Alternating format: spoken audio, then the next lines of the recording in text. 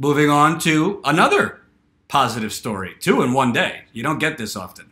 Well, you know those damn Hillbots that keep saying, oh, Bernie, oh, his movement, the Russians were really behind his movement, and it's not as big as they think, and it will never beat Trump. Well, an infamous, very famous French economist begs to differ. Headline, Thomas Piketty says Bernie Sanders' electoral strategy is the way to beat back the right. A new paper explores how both parties were captured by the elite, leaving a politically rudderless underclass. In a new paper, here we go, in a new paper, French political economist Thomas Piketty, author of the best-selling 2013 book Capital in the 21st Century, argues that Western political parties on the right and left have both become parties of the elites. No shit.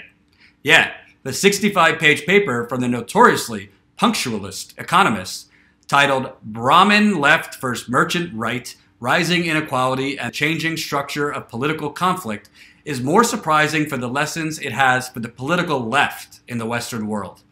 Indeed, the left populist wing of Western political parties, including the American Progressive Movement, restarted by Bernie Sanders, has reason to celebrate. Get out the vodka! Piketty's paper aligns with their somewhat counterintuitive strategy that shifting the Democratic Party platform more to the left is actually a winning electoral strategy that can help bring back disenfranchised working class voters and less educated voters who currently may not vote at all or identify with right-wing populism.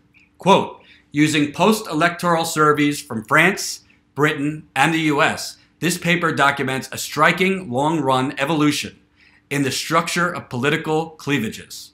Piketty writes in the abstract. He goes on to explain the political changes that have happened since the 1950s and 1960s when the, quote, the vote for left-wing socialist, labor, democratic parties was associated with lower education and lower income voters. In other words, the Labour Party of the United Kingdom, the Socialist Party of France, and the Democratic Party of the United States were considered parties that supported and helped destitute and less well-educated voters.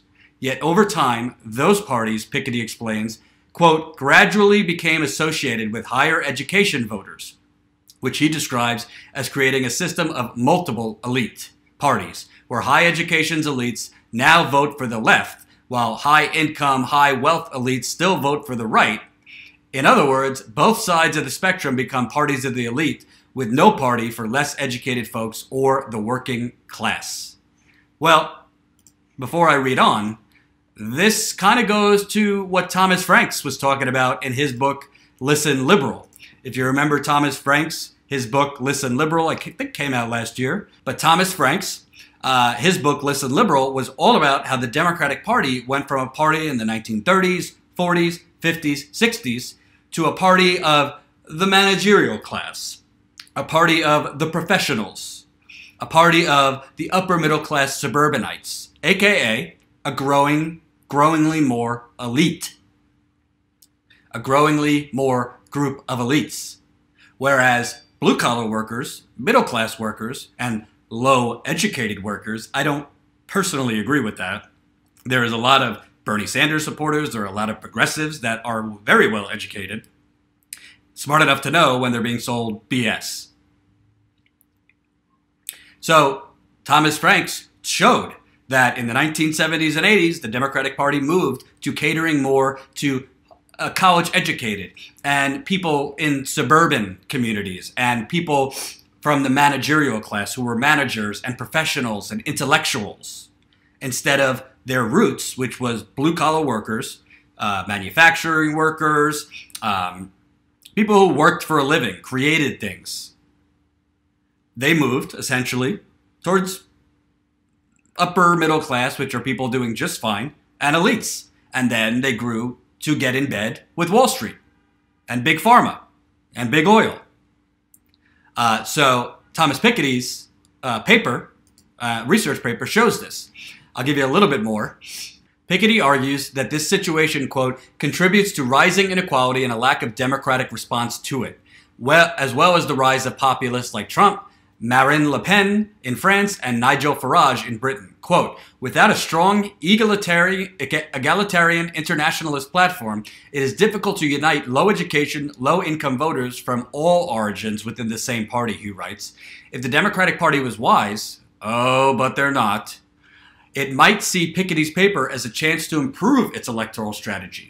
Indeed, the Democratic Party seems to be locked in a battle for its own soul, a fight long presaged that erupted during the 2016 presidential primary. In one corner, since the Clintonite corporate wing of the party, aka the people who keep telling me I'm a Kremlin puppet because I refuse to not cover critically corruption. That makes me a Kremlin puppet. So in one corner of the site sits the Clintonite corporate wing of the party, who believe that the keys to Democratic Party strategy is to move to the center in order to pick up moderate conservative voters who feel left behind by the Republican Party's far-right shift. Well, that was Hillary Clinton's strategy in 2016. Let's get the never-Trumpers, the Republicans who never-Trumpers. Worked out very well. Do you remember that? When Hillary Clinton and her campaign, no, we're not going to try and actually push policies and create proposals that will attract Bernie's 13 million voters. We don't want to bother with that. We're not going to try to get all those millennials at Bernie rallies to come out for us. We're going to cater to never-Trump Republicans. We're going to bring people like Christine Todd Whitman to speak at the DNC, who used to be the CEO of Hewlett-Packard, laid off a hell of a lot of people, then ran for governor of California, threatening to cut Medicaid. She wanted to cut Medicaid. This was who Hillary Clinton was inviting to speak at the Democratic National Convention to try and move to the center or cater to the never-Trump Republicans. Instead of, I don't know, picking maybe Elizabeth Warren or, dare I say it, Bernie Sanders as vice president. Instead of that tall glass of water, Tim Kaine. It's always astounding. It's always astounding to me when Democrats, the corporate Democrats, basically try to move to the center, cater to Republicans, centrists, Wall Street, and then they lose and they blame the progressives for their loss. Not their strategy, not catering to the wrong people, not the fact that they're abandoning progressives and not actually representing the working class of America. I should know and you should know we got to cater to the centrists, we got to cater to the moderates, we got to cater to the never-Trump Republicans. That's how we're going to beat Trump. Well, it didn't work in 2016, and it ain't going to work in 2018, and it certainly ain't going to work in 2020. Yeah, when you run against a child molester in Alabama, a Republican pretending to be a Democrat wins. Doug Jones might as well be a Republican. Would I have preferred him to a child molester? Yes, I would. This guy who just won in Pennsylvania, Conor Lamb. He won. He had some Republican policies, but he also talked about strong unions. He also talked about blue-collar workers. He also talked about universal health care. Do I like that he's for fracking? Hell no. But there were themes that he ran on, including universal health care, strengthening labor unions that are progressive ideals that work in blue-collar America, that actually work in most of America. Why do you think when I was interviewing Trump supporters on the 2016 campaign trail, and I would ask them, well, if not Trump, who would you vote for? I was usually expecting to get Ted Cruz or Ben Carson or another idiot from the clown car. They said Bernie Sanders. Because progressive economics is attractive to progressives. It's also attractive to conservatives. Because a lot of conservatives are blue collar. A lot of conservatives are more economically progressive, but conservative on religion and, their guns and what have you.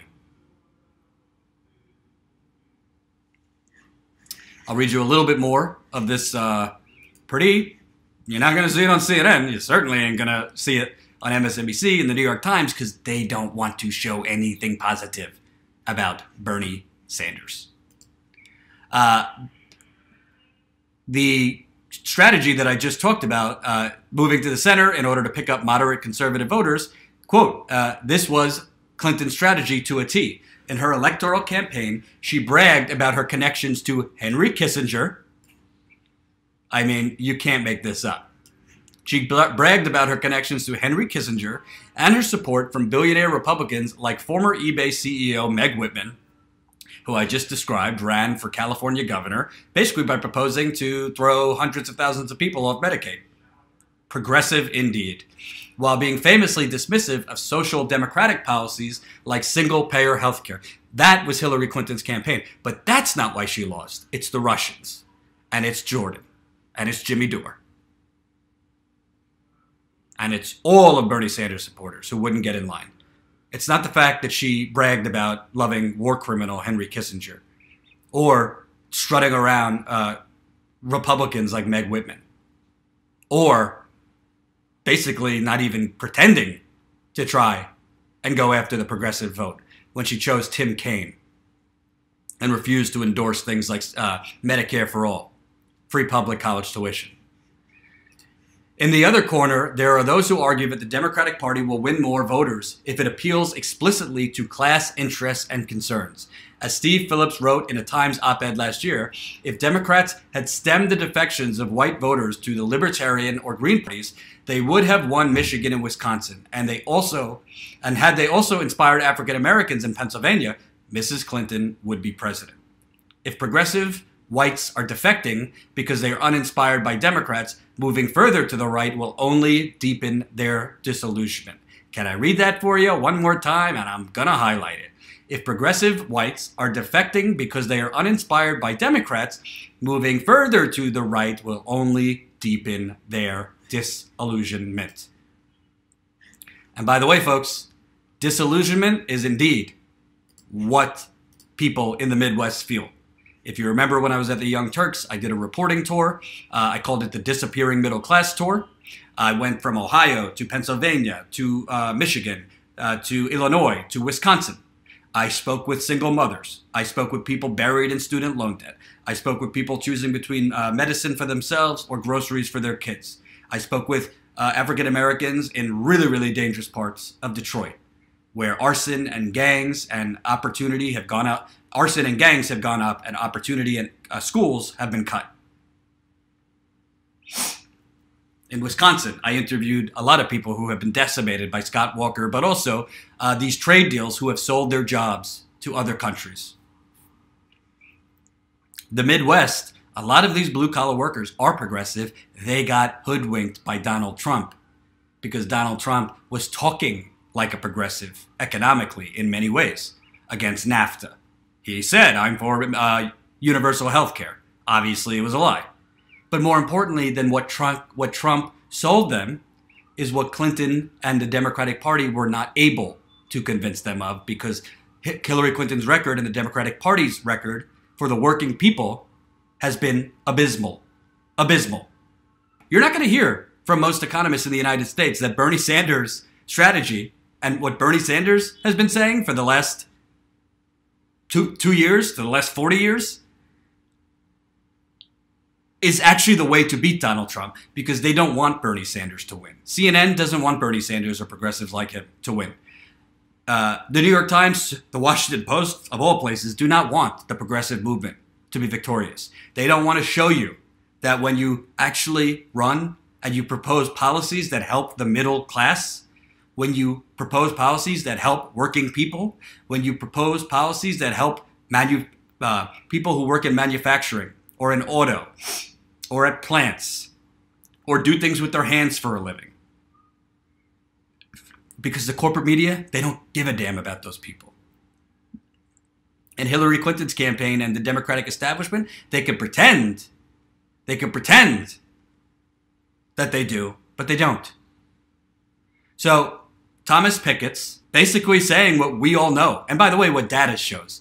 All the polls showed Bernie Sanders was beating Hillary Clinton. Bernie Sanders was beating Donald Trump by 10 to 15 points. Yeah, the establishment says, well, that was before all the ads came out against him. Well, what were they going to do? Say, oh, the socialist boogeyman. Well, Hillary Clinton lost Wisconsin by 1 point. Hillary Clinton lost Michigan by 1 point. Hillary Clinton lost Pennsylvania, I believe, by 1 to 2 points.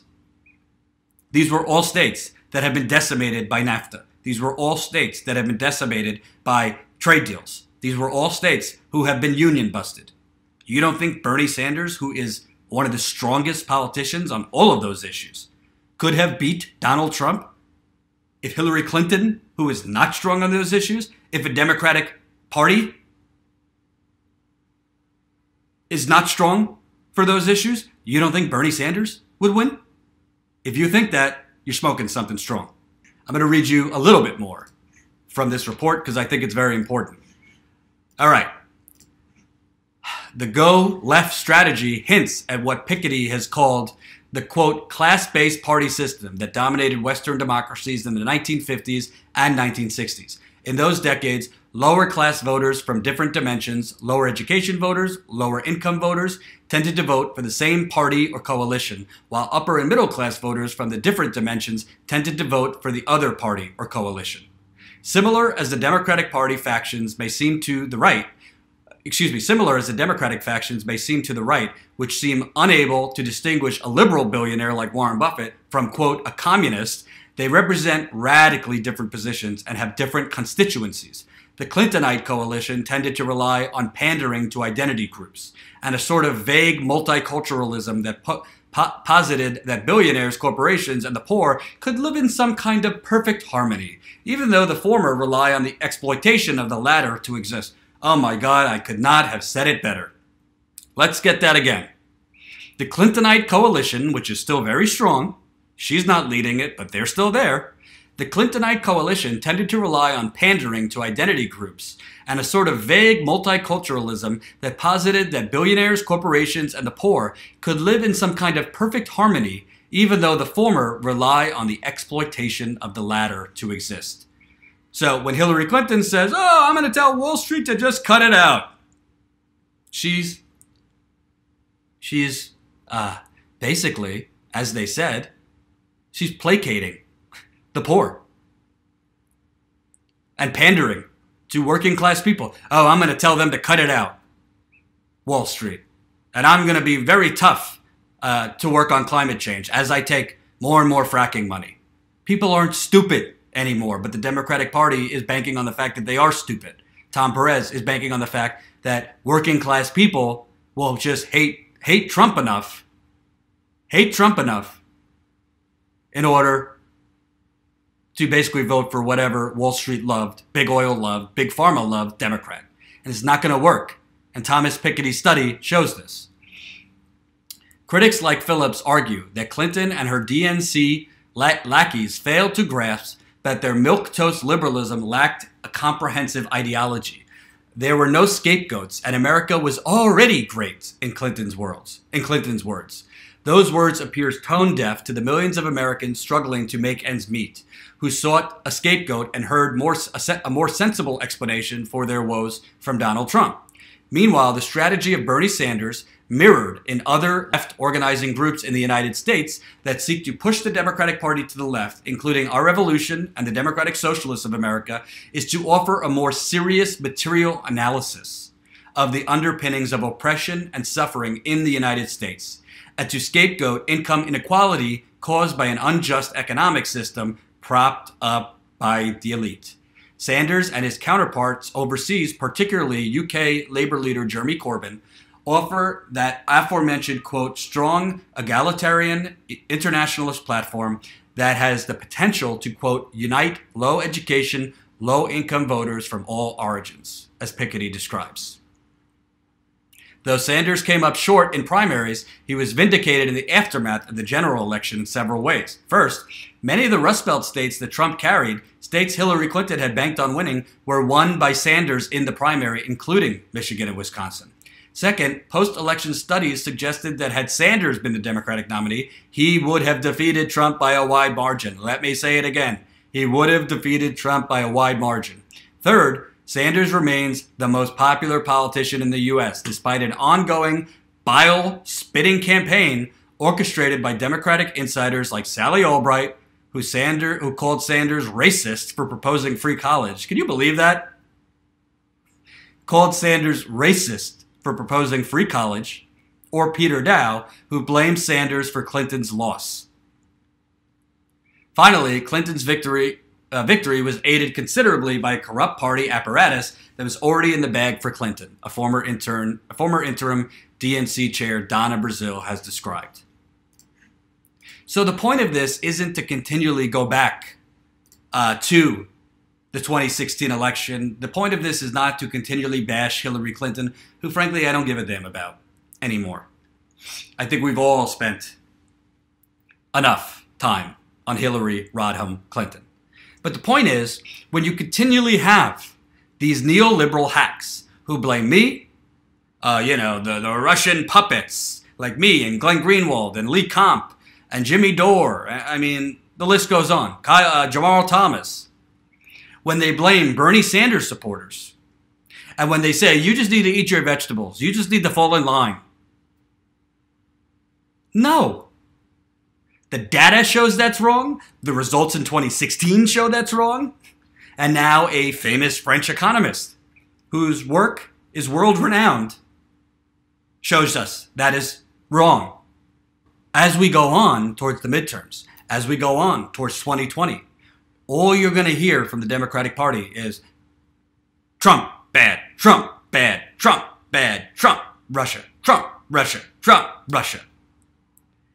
You're not going to hear, well, why don't we look into these progressive policies? Why don't we look into these progressive politicians? Why don't we look into something different to go up against Trump? Rather than a Wall Street soaked, big oil soaked, big pharma soaked, fake progressive. You will hear about Stormy. That's right, Ian. Well, I'm here to tell you.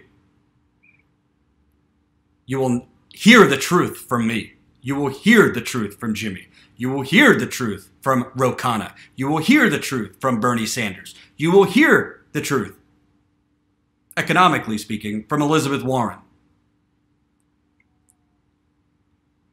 But we need to stop allowing these neoliberal hacks to lie and to distort the truth. Because there is data, there is studies, there is your own eyes seeing the movement going on around this country.